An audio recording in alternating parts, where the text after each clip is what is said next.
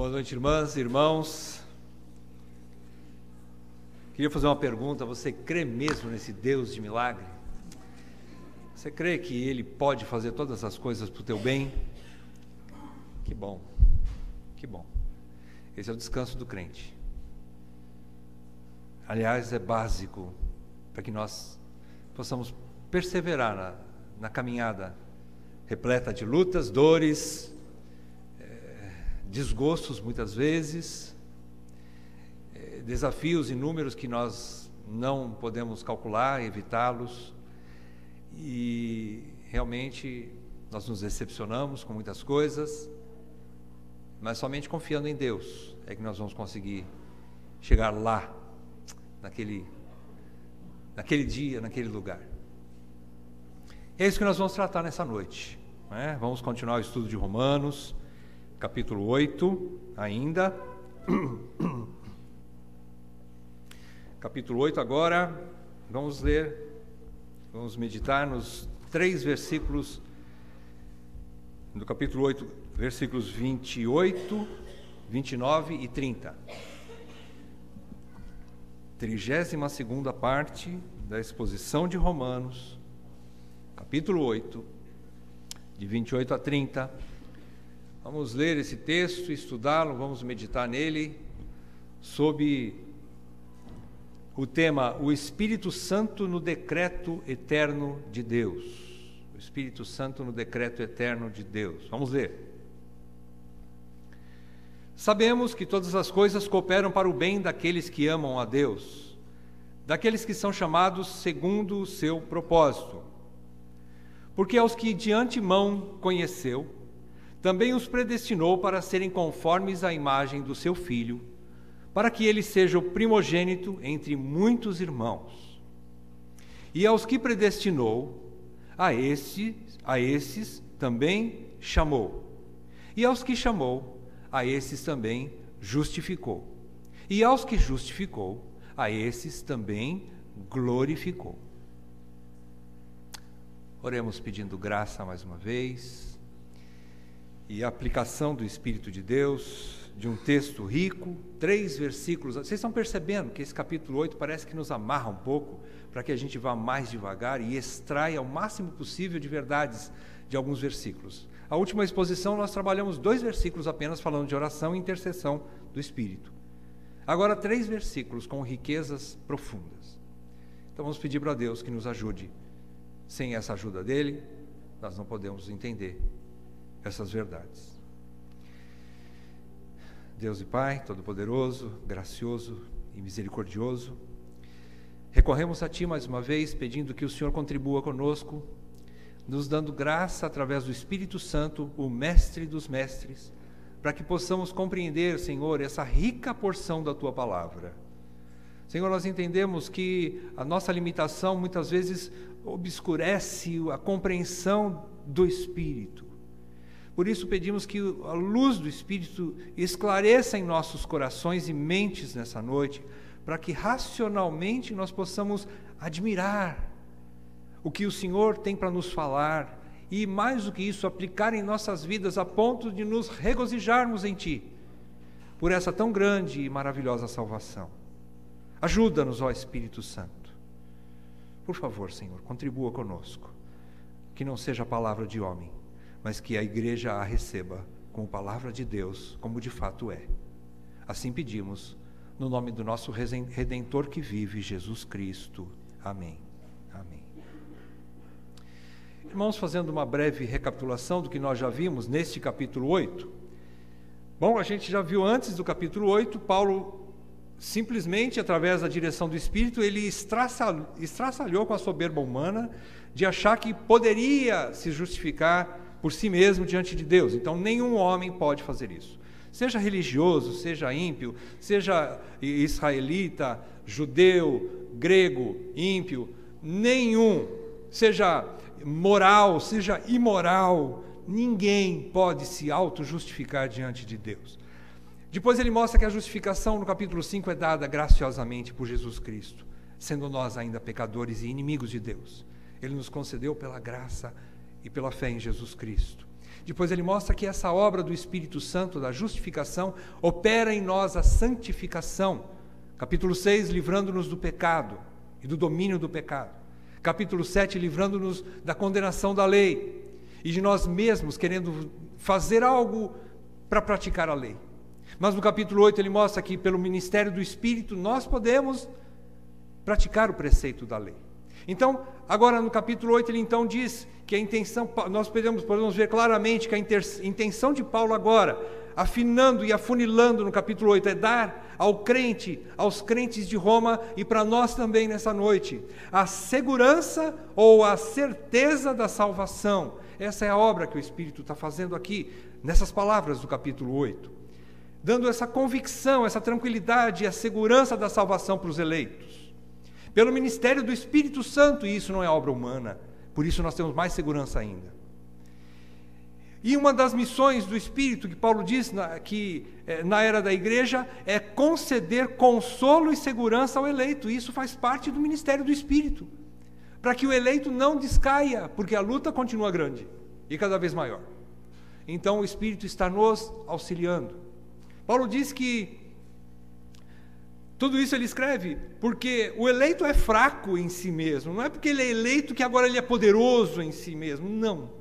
Continuamos fracos como homens, como pessoas. Então, por causa da nossa fraqueza, né, nós ainda achando que tem alguma condenação ainda. Ele diz, no primeiro versículo do capítulo 8, nos primeiros versículos, ele diz, olha, calma, irmão, não há mais condenação para todos os que estão em Cristo Jesus.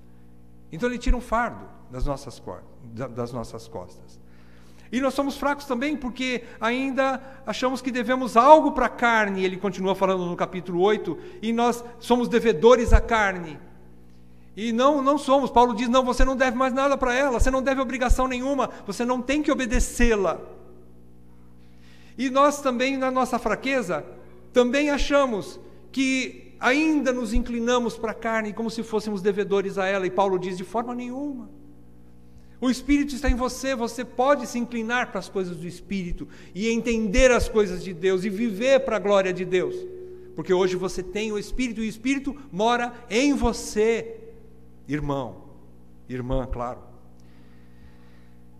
Então o Espírito também está nos inclinando para nós entendermos que nós temos intimidade com o Pai, e muitas vezes o crente acha que não tem, e por isso ele fica tenso diante das situações, da sua própria fraqueza também, e o Espírito diz, não, você pode clamar Abba Pai em qualquer tempo, não há nada que você faça de tão ruim, que você vai deixar de ser filho do seu Pai, e por isso você pode clamar Abba Pai. E mais ainda, o próximo versículo diz, o Espírito mesmo testifica lá dentro do teu espírito, no teu coração, que você é filho de Deus. Então a filiação ninguém perde, apesar das nossas fraquezas, apesar dos nossos pecados. Então, eleito uma vez, eleitos para sempre. E isso o Espírito está trabalhando, esse é o ministério do Espírito. Mas a partir do versículo 18 até o 25, Paulo também diz, e eu estou recordando aqui, que o crente geme. Ele geme, e ele está inserido num mundo que também geme. As circunstâncias externas não nos agradam. É um mundo hostil, mas ainda mais entendendo que a própria natureza está esperando algo melhor, por isso ela geme. E dentro de nós há um gemido também. E tudo isso é fraqueza. Tudo isso é fraqueza do homem. Então, o homem é totalmente fraco, mesmo eleito. Por último, Paulo disse que o Espírito, então, o Espírito Santo é a nossa força. Ele diz no versículo 26, 27, que o Espírito nos assiste e intercede por nós. O Espírito nos sustenta. Ele nos ensina a orar, porque nem isso nós sabemos.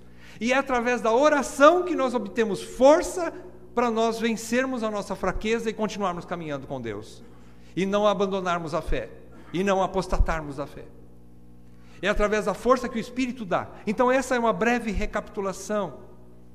Agora, a partir desses 3 versículos, 28 a 30, nós veremos que essa intercessão do Espírito, que nós já falamos sobre isso, dos versículos 26 e 27, essa intercessão do Espírito Santo faz parte de um propósito eterno de Deus, de transformar pecadores que Ele elegeu, que Deus elegeu para serem conformes à imagem de Jesus Cristo, o unigênito do Pai. Há um plano de Deus. Amados, esqueçam a ideia de que o teu Deus tem um sonho. Deus não sonha como se a sua vontade pudesse ou não dar certo. Você sonha, eu sonho, porque eu não sei se eu vou conseguir aquilo que eu pretendo. Homem não tem certeza porque eu não sou soberano. Eu não sou onipotente. Então eu não posso garantir que os meus planos não serão frustrados. Deus pode. Deus pode garantir que os seus planos jamais serão frustrados. Então esqueça que Deus sonha. Deus não sonha. Deus não tem plano, não tem sonhos. Deus tem planos e tem o que nós chamamos em teologia decretos eternos de Deus. Mais do que planos, Deus tem decreto. O que Ele decretou, ninguém muda. O que está decretado e Ele é soberano para garantir isso até o fim. Exatamente isso que está nesses 3 versículos.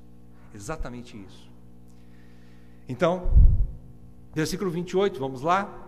Ele diz, Paulo começa a dizer que sabemos, mais uma vez, ele quer dizer com segurança. Veja que as palavras de Paulo ao longo de vários versículos do capítulo 8, eu tenho por certo, eu sei, nós sabemos, e mais uma vez, sabemos que todas as coisas cooperam para o bem daqueles que amam a Deus. Então Paulo começa a dizer com convicção, ele não está dizendo eu acho que todas as coisas cooperam para o bem. Não, Paulo diz, sabemos. O objetivo de Paulo é, anime-se, irmão, porque eu sei de uma coisa com toda certeza, e creia nisso, descanse nisso. Sei que todas as coisas cooperam para o bem. Então ele já entra nessa introdução. Paulo diz que é concreta, a segurança da salvação dos irmãos romanos e nossa, dos eleitos de Deus, é algo concreto. Ele está afirmando, em primeiro lugar, que Deus tem um método infalível de execução do seu propósito. Em primeiro lugar, Ele tem um método. Ele diz, sabemos que todas as coisas cooperam para o bem.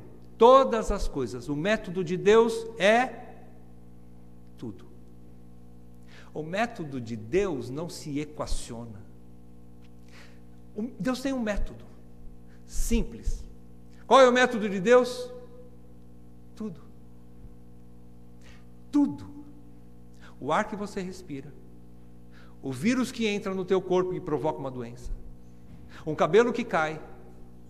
Uma dor de barriga que você sente. Uma decepção que você tem, um ataque do inimigo, um prêmio que você ganha no teu trabalho, uma carta de dispensa do trabalho. Todas as coisas cooperam para o bem. Irmãos, não tem uma formiga que Deus colocou nesse universo imenso, transcendente para nós, que não seja da vontade de Deus e que não cumpra o propósito de Deus. Não há uma unha encravada no teu dedo. Eu não vou falar de espinho, que os irmãos já me questionaram. Por que você vai falar de espinho? Tá bom, então eu não vou falar de unha encravada. Não há uma unha encravada no teu dedo que não seja propósito de Deus. Deus tem um propósito. Então ele diz que há um método infalível, um método. Deus é simples em tudo, irmãos. Ele é tão simples que nós não entendemos ele. Ele é tão simples, tão grande que nós não compreendemos. É tudo. Tudo é propósito de Deus. Você entrar numa faculdade, você não entrar, enfim, eu não consigo nem falar coisas aqui, porque tudo é tão amplo, né?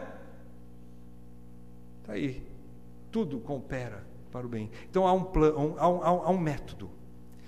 Em segundo lugar, Paulo diz que Deus tem um público-alvo desse propósito, desse método que ele está aplicando. Há um público-alvo, há um grupo de pessoas que vai ser beneficiária. Em terceiro lugar, Paulo diz que há um propósito único e inevitável. Ele diz que todas as coisas cooperam para o bem, Esse é o método de Deus. E ele diz, daqueles, é o público-alvo, daqueles que amam a Deus e que são chamados por Deus, é o público-alvo. Esses daqueles é um público único, exclusivo, beneficiário do método de Deus. E ele diz que há um projeto, há um propósito. E esse propósito ele vai começar a explicar a partir do versículo 29. Então, o método, ele diz assim, todas as coisas cooperam, ou seja, trabalham juntas, em unidade, em harmonia, todas as coisas cooperam juntas para o bem, Significa então que Deus mesmo, Ele mesmo, em pessoa, com as suas mãos, Deus está agindo através de tudo que acontece no universo inteiro, a favor, ou seja, para o bem, que é o seu plano precioso para alguém, que nós vamos ver daqui a pouco quem é esse alguém. Então Deus está agindo em tudo, Às vezes nos assusta quando a gente pensa que próprio Satanás é servo de Deus para o bem dos seus eleitos. Mas nem ele escapa da soberania de Deus. Aliás, a soberania de Deus, capítulos 8, 9 e 10 de Romanos, é rica. Às vezes incompreensível, difícil de aceitar. Não porque ela é difícil de entender, mas porque nós somos duros de coração. Nós olhamos para Deus e colocamos Deus na nossa caixinha de entendimento como se Ele fosse homem como nós. Mas Ele é Deus. Ele é o dono de tudo, Ele faz o que Ele quer, do jeito que Ele quer e na hora que Ele quer. Então, Deus mesmo está agindo através de tudo, absolutamente tudo, para cumprir o seu plano a favor de alguém. Por isso Deus declara, eu quero que você acompanhe em Isaías 43, de 11 a 13, abra comigo, leia, eu vou ler aqui, você acompanha com seus olhos, Isaías 43, de 11 a 13, o profeta já estava mostrando algo, aliás a Bíblia fala muito sobre a soberania de Deus e sua ação inevitável, mas aqui nesse versículo nos ajuda e nos reforça a nossa compreensão desse argumento nessa noite.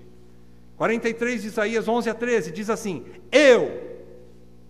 Eu sou o Senhor, e fora de mim não há Salvador. Eu anunciei salvação, realizei-a e a fiz ouvir. Que coisa linda, né? Deus estranho não houve entre vós, pois vós sois as minhas testemunhas, diz o Senhor. Eu sou Deus. Ainda antes que houvesse dia, eu era. Deus já era Deus antes que houvesse qualquer coisa. E nenhum há que possa livrar alguém das minhas mãos. E o encerramento aqui é gostoso de falar, né? Agindo eu, quem impedirá? Irmãos, agindo Deus, pode alguém impedir? Pode alguém impedir o plano de Deus? Essa visão aqui é diferente da visão deísta. A visão deísta, ela até acredita que há um Deus criador. Deus criou tudo. Mas Ele criou e largou ao acaso, como se fosse um relojoeiro que criou um belo relógio, deu corda naquele relógio e soltou o relógio para trabalhar sozinho. E não há providência nenhuma de Deus, não há obra nenhuma do relojoeiro para fazer com que o relógio continue trabalhando, porque o relógio com corda, ele trabalha sozinho. O deísta entende assim. Deus criou o universo, deu corda nele e soltou. E não tem mais nada a ver com os acontecimentos da história. Deus não está participando da história, segundo a visão deísta. Deus não tem nada a ver com o que acontece no mundo que Ele criou. Ele só criou e depois deu um empurrão e soltou na banguela. Não. Deus está operando em cada uma das suas criaturas, em cada ser que Ele criou, em cada planeta desse universo, em cada vírus que Ele criou. Um vírus de gripe não entra no teu corpo se Deus não permitir. Você acredita nisso? Irmãos, é muito grande o nosso Deus. A visão da soberania de Deus nos traz um descanso tão grande. Você entendendo que nada pode evitar com que Deus cumpra os seus propósitos soberanos? Irmãos, isso é o maior descanso que o crente pode ter na vida. Essa visão nos traz a verdadeira paz. Até para evangelizar, nós reconhecemos, se Deus não for na frente, eu não posso fazer nada. E Deus não vai permitir que eu posso pregar, eu posso até bater com a Bíblia na cabeça de alguém para ver se ele desperta e quebra o coração. Eu posso até fazer com que ele vá para o hospital ferindo, mas ele não vai se converter se não for da vontade de Deus. Então Deus é soberano. Agindo Deus, quem impedirá? Então a nossa visão não é deísta. Deus está operando. Deus está operando em tudo, tudo. Deus está operando em tudo. Ele mesmo está fazendo com que todas as coisas cooperem, trabalhem unidas, trabalhem juntas para o seu propósito se cumprir.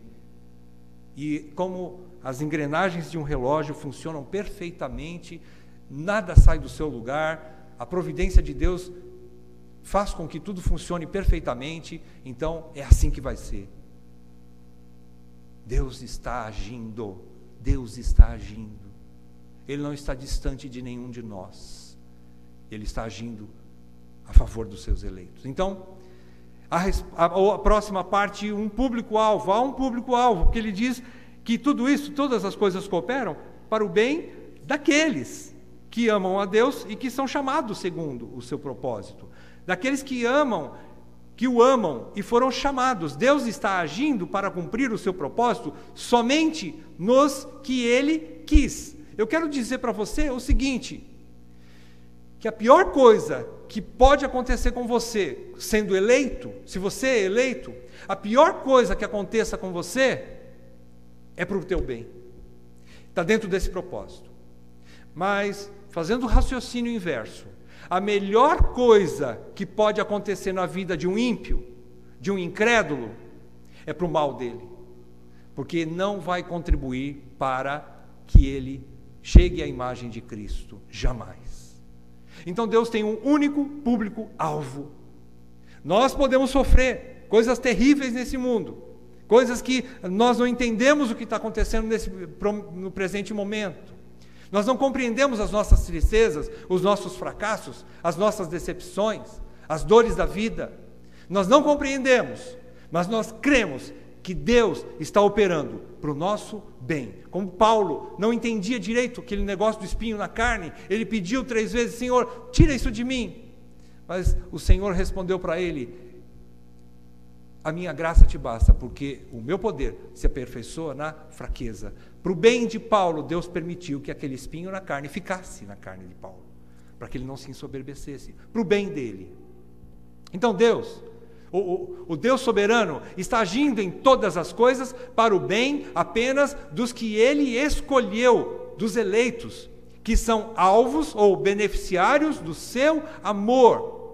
Mesmo que lhes aconteçam coisas ruins, ainda assim, isso contribuirá para o seu bem. Veja bem, o bem descrito aqui não quer dizer o bem que nós, como seres humanos, achamos que é bem. O nosso bem é diferente do bem de Deus. E ele vai explicar o que é esse bem. Esse bem é o propósito de Deus. É o que ele vai passar a explicar daqui a pouco. Por isso, então, abra comigo também Isaías e acompanhem com seus olhos. Isaías 64, versículo 6. Isaías de novo, 64, versículo 6. Paulo diz, estou brincando, é Isaías, não é? Isaías diz, porque desde a antiguidade não se ouviu, é 64, 6, tá? Isaías 64, versículo 6. Porque desde a antiguidade não se ouviu, nem com ouvidos se percebeu, nem com os olhos se viu Deus além de ti, que trabalha para aquele que nele espera. Está errado? 64, 6? 64, 4? Perdão. Então 64, 4. Voltemos lá, vamos ler de novo. Porque desde a antiguidade não se ouviu, nem com ouvidos se percebeu, nem com os olhos se viu Deus além de ti, que trabalha para aquele que nele espera. Obrigado, irmãos, pela ajuda. Percebam, aqui nós encerramos os dois versículos, essas duas primeiras partes, que Deus mesmo está agindo, Ele mesmo trabalha. Vejam que Deus é um Deus que trabalha. O Senhor Jesus disse que Ele trabalha até hoje, porque o seu Pai também trabalha. E Deus está trabalhando incessantemente, sem parar, dia e noite, ininterruptamente, para o bem. E é para um povo especial, uma categoria de pessoas específica, única, exclusiva. Quem são? São os eleitos. Ele diz aqui, para aquele que nele espera. Isaías 64, 4, final. Não é? Para aqueles que esperam em Deus, ou seja, que confiam em Deus, que são os eleitos. Só eles são beneficiários da obra de Deus. Em último lugar, nesse versículo 28 ainda, há um propósito único aqui. Um propósito único. E esse propósito único também é infalível, inevitável. Esse propósito de Deus aqui não vai ser frustrado jamais. Ele diz, segundo o seu propósito, esse propósito é esse bem, que ele diz aqui. Aos olhos de Deus é o bem. Então Deus tem um plano maior, um plano soberano.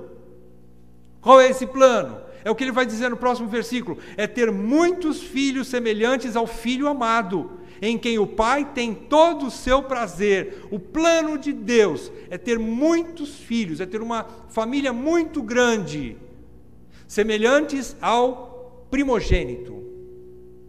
Esse é o plano de Deus, é o que ele vai passar a falar agora a partir do versículo 29. Não é? Então é ter muitos filhos. Esse propósito, esse decreto de Deus, esse decreto eterno de Deus, é focado na igreja, focado nos eleitos. Né? Então ele está dizendo aqui que isso é um propósito de Deus. Então Paulo agora passa a explicar esse processo completo desse plano, desse propósito, desse decreto divino. Versículo 29, então, Paulo afirma que os que Deus já tinha escolhido desde a eternidade passada, Deus deu um destino final. Só Deus pode fazer isso. Só Deus tem esse poder. Só Deus é eterno. E quando se fala de eterno, Ele não tem nem começo e nem fim de dias. Ele é eterno. Sempre foi. Desde que o mundo é mundo. Antes de o mundo ser mundo, Deus sempre foi Deus. Versículo 29 diz, porquanto aos que de antemão conheceu, também os predestinou para serem conformes à imagem de seu Filho. Então, aqueles que de antemão conheceu, não significa que Deus, na sua, digamos assim, na sua presciência, que é a palavra usada em teologia, a presciência não quer dizer que Deus previu, por exemplo, na minha vida, Deus previu que em determinado... Está um pouquinho ruim o som, né? Levanta mais aqui. Deus, na sua presciência, Ele previu que eu creria. Um dia lá, em 1990, eu creria no Evangelho, por isso Ele me salvou lá na eternidade passada. Não foi isso que aconteceu. Não é porque Ele previu, então Ele resolveu me eleger como se dependesse de mim, como se dependesse do homem. Não, isso não é o plano de Deus, isso não é a sua conhecimento de antemão. E predestinação quer dizer que é o contrário. Porque eu sou eleito, Deus me escolheu antes da fundação do mundo, é que um dia eu creria, como vinha crer, pela bondade de Deus. Então, os que creem é que já foram eleitos, já foi predestinado para isso. Um predestino, um destino antes que o destino acontecesse. Lembram-se no Salmo 139 que todos os meus dias estão escritos no livro de Deus antes que qualquer um deles acontecesse. Antes de eu nascer, Deus já me conhecia, e Deus já sabe o dia da minha morte, Deus já sabe o dia que eu vou ficar doente, Deus já sabe o dia que eu iria crer, porque não só porque Ele previu como se fosse um adivinho, não, porque Ele determinou que nesse dia eu viria a crer, que num outro dia eu viria ficar doente, e no outro dia eu viria morrer, enfim, todos os meus dias estão escritos no livro de Deus. Isso é predestinação. É isso que Paulo passa a falar agora. Então Deus tem um plano, por isso que Ele diz que não pode ser frustrado. Porque o que Ele já determinou no passado, na eternidade passada, Ele já olhou para a eternidade futura, para o fim, que eu serei semelhante a Jesus. Esse é o propósito. Esse é o bem que Paulo diz aqui. Muitos filhos à imagem do filho mais velho, que é Jesus Cristo.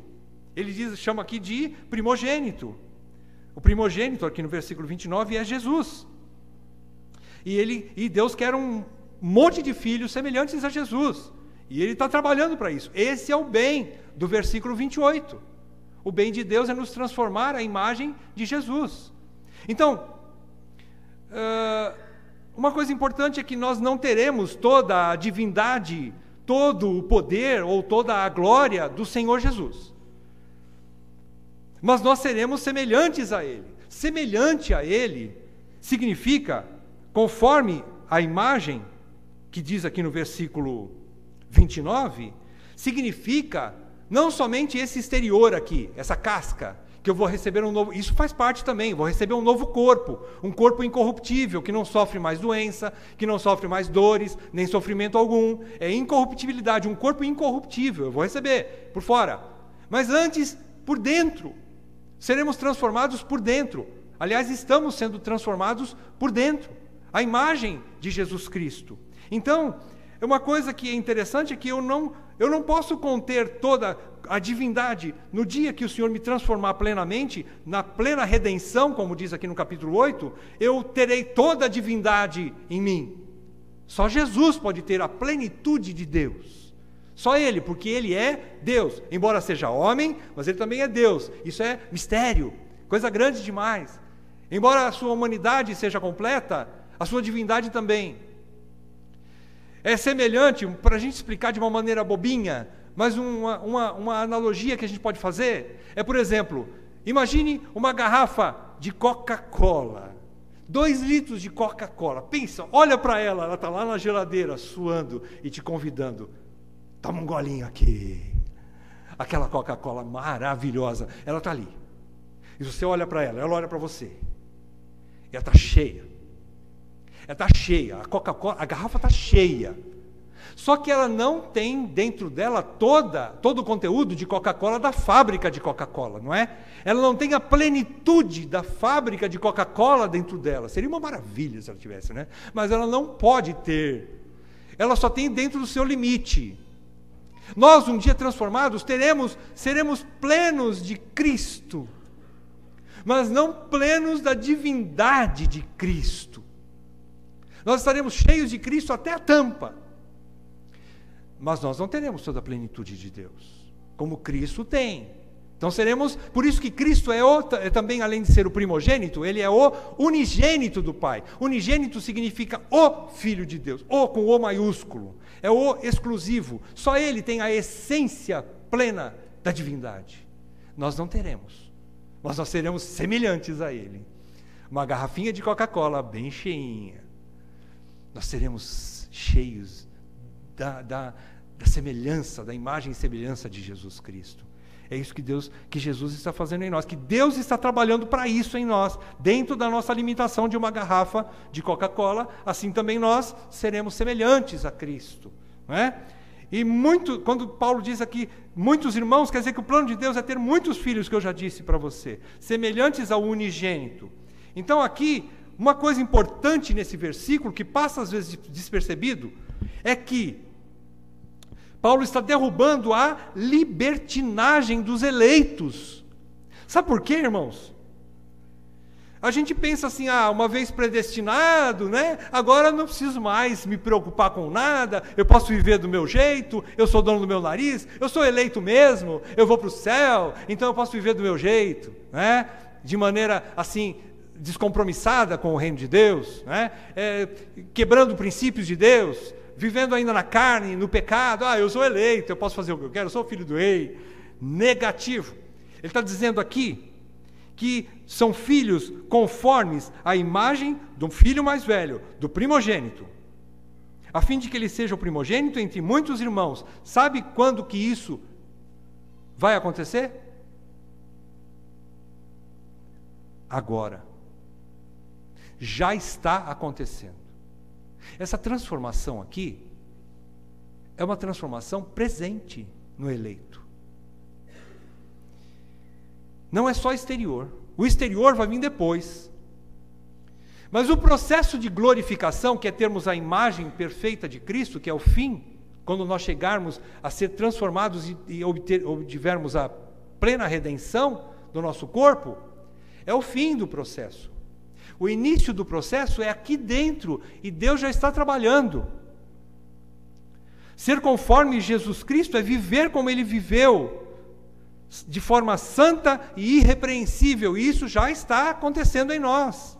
Então, pula para o versículo 30 agora, vamos entender um pouco mais esse processo. Paulo agora narra esse processo, mas ele está narrando da perspectiva de Deus. Ele está falando assim, olha como Deus faz o processo aqui. Versículo 30, e aos que predestinou, ou seja, aqueles que Ele já chamou lá na eternidade passada, Ele elegeu, antes de você nascer, antes de tua mãe nascer, antes de Adão e Eva nascerem, antes do mundo ser mundo, Deus já tinha escolhido você como eleito. Esses que Ele predestinou, essa predestinação, esse primeiro passo do processo, aconteceu quando? Quando aconteceu? Aconteceu fora do tempo. Aconteceu na eternidade passada. Quando Deus elegeu, nada existia, nem o tempo existia. Então nós chamamos de eternidade passada, antes da fundação do mundo, diz Efésios 1, capítulo 1, versículo 4. Isso aconteceu antes da fundação do mundo. Deus escolheu para si um povo que terá um destino eterno com Ele, na glória futura. Ou seja, nós estaremos nos novos céus e na nova terra, com Deus. Isso Ele escolheu para que isso acontecesse no futuro, mas Ele escolheu lá no passado. Aconteceu no passado, fora do tempo, fora da criação, fora da história.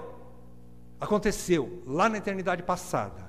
Primeiro ponto é esse, isso aconteceu na eternidade passada. Deus decretou a predestinação na eternidade passada. Segundo ponto, Deus chamou aos que predestinou, a esses também chamou. O que é o chamamento? O que é o chamado? A vocação é algo que aconteceu pela pregação do Evangelho e ação interior, ou seja, ação dentro de nós, do Espírito Santo.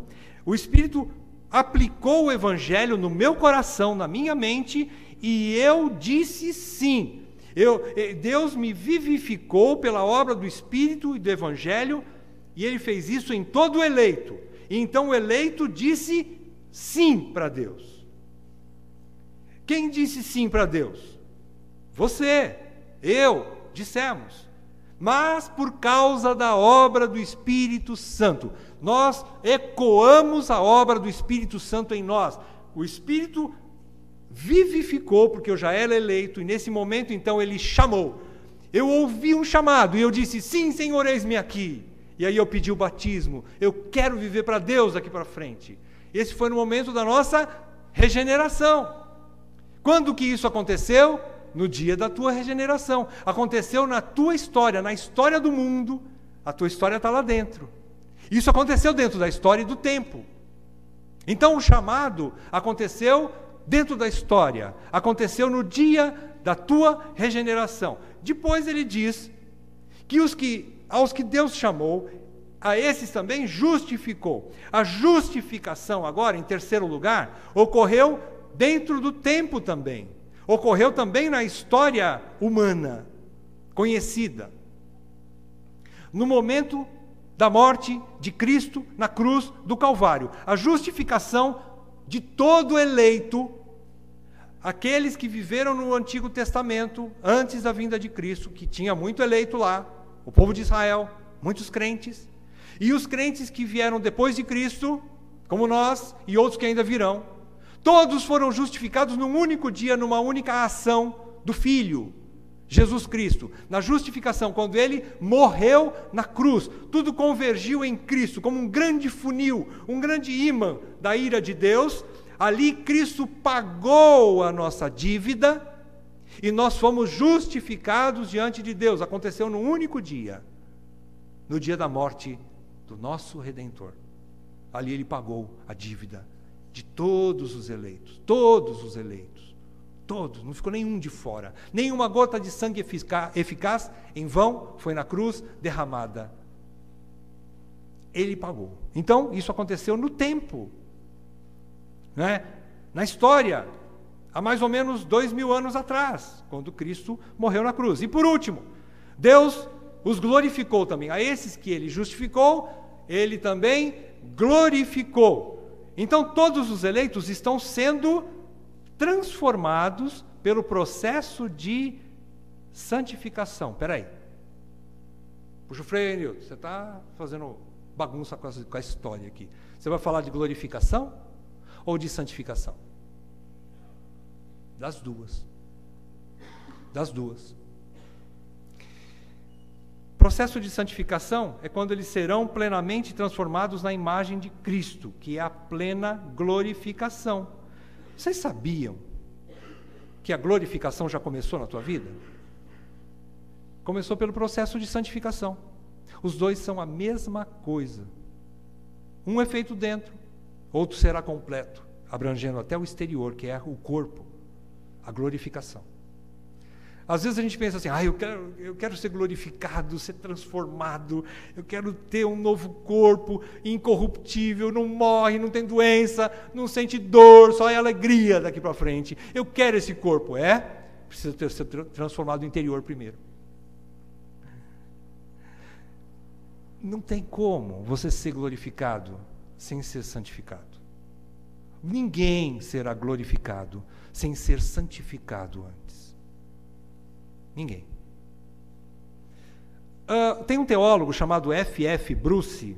Ele diz que a santificação é a glória iniciada e a glória é a santificação completada. Então, o que isso quer dizer? Paulo está querendo dizer o seguinte, que Deus está trabalhando para que você tenha a imagem de Cristo, agora no momento, tendo o caráter de Cristo, tendo o coração de Cristo, sendo transformados para que nós vivamos como Cristo. Isso implica santificação. E ninguém chegará na glória sem passar por esse processo. O que é esse processo? É o processo de abandono do pecado, abandono das coisas da carne. Eu não estou falando que nós não vamos viver mais na carne, eu estou falando das coisas carnais, corruptíveis e pecaminosas. Se você não abandonar o pecado e não buscar a santificação na sua vida, você não será glorificado. Não existe um meio termo. Deus deixou claro nesse texto aqui. A glorificação já começou com a sua santificação. Se a sua santificação não começou, você não tem esperança da glória. Abram comigo em Colossenses capítulo 1, versículo 27. Colossenses 1, 26 e 27. Colossenses 1, 26 e 27. Paulo está falando que ele tinha uma missão de propagar o evangelho, que era um mistério. Mas ele diz assim, olha só qual é esse mistério, versículo 26. Colossenses 1, 26. O mistério que estiver oculto dos séculos e das gerações. O que Paulo quer dizer com isso? Que havia um plano, não é isso que nós estamos vendo aqui no versículo 28 a 30, de Romanos 8? Há um plano, e esse plano estava escondido. É como se fosse alguém que tivesse o plano de montar uma grande empresa num país onde tivesse carência daquele produto. Vamos supor que o Evandro descobre que lá na Arábia Saudita ninguém toma tereré, mas eles gostam de tereré. E ele descobre, e ele faz um plano. Mas ele não abre com ninguém. Por quê? Porque se ele abrir com alguém, um concorrente vai lá e abre primeiro uma fábrica de erva lá, na Arábia Saudita. O que vai acontecer? O plano dele vai ser frustrado. Aqui, Deus está falando assim, esse plano estava oculto.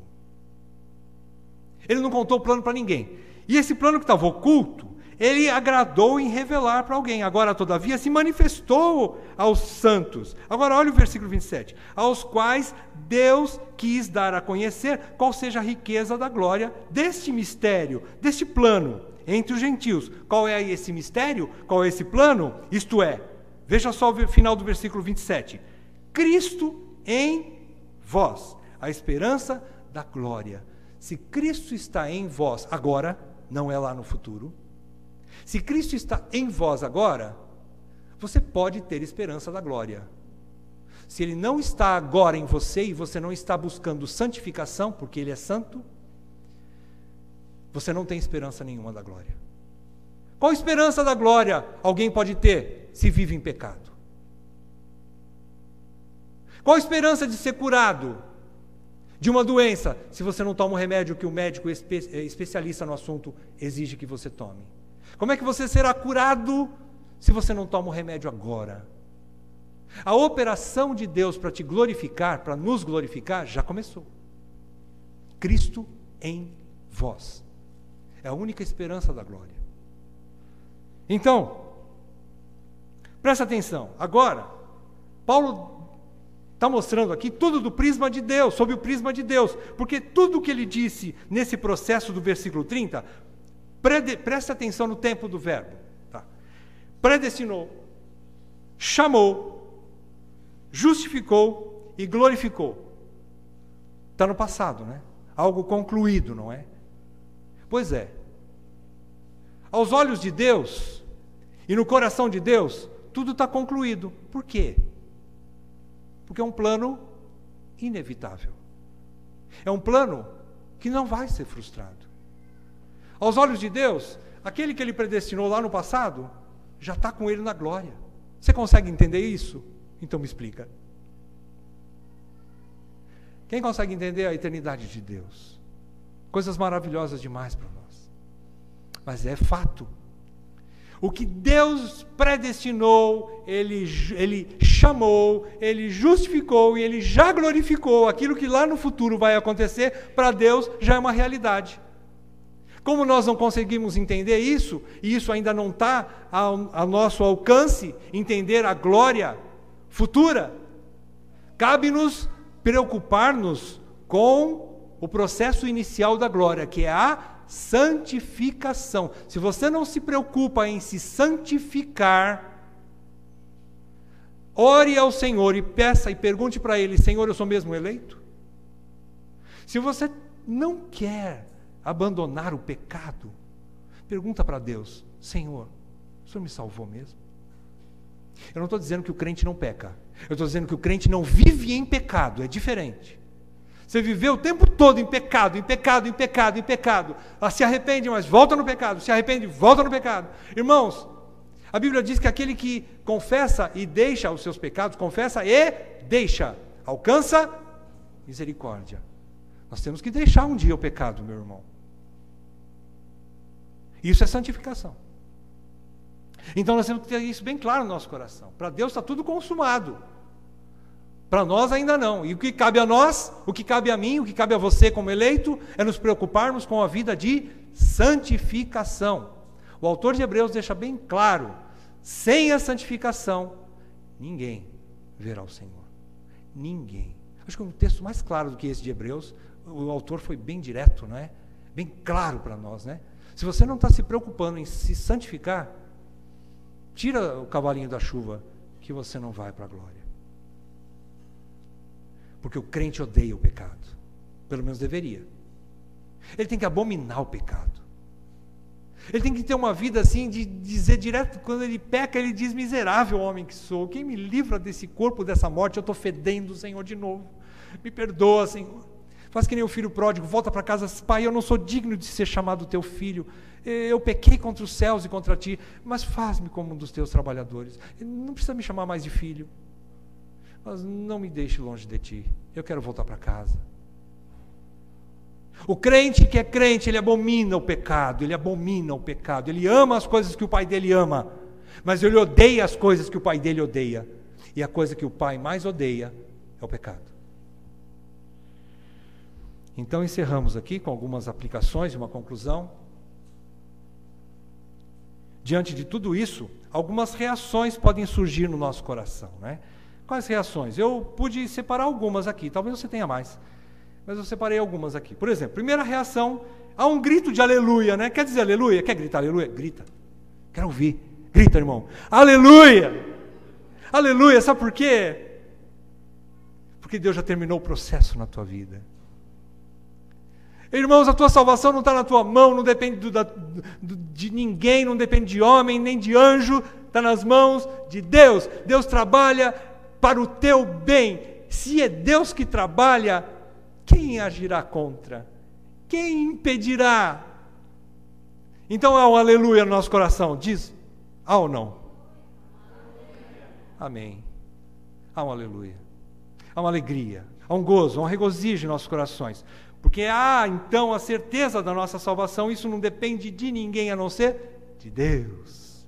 Ele está trabalhando em todas as coisas. Então agora você olha a coisa ruim e diz, seja bem-vinda, ó tribulação, como Tiago diz, né, a sua carta, receba a tribulação de braços abertos.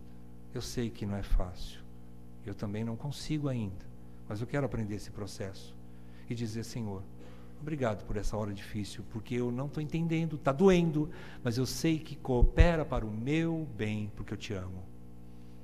Porque eu sei que eu sou um chamado de Deus, eu sou um eleito. Então há uma alegria, porque as nossas vidas estão nas mãos do nosso Deus e Pai Todo-Poderoso, que trabalha para o nosso bem. Segunda reação, além da reação de alegria, também há uma reação há um chamado, aliás, para a responsabilidade. Tem que cair a ficha de uma vez por todas na nossa vida, irmãos. Há um chamado aqui, uma responsabilidade no presente tempo. Só os que se conformarem com Cristo agora desfrutarão do futuro em glória com Ele.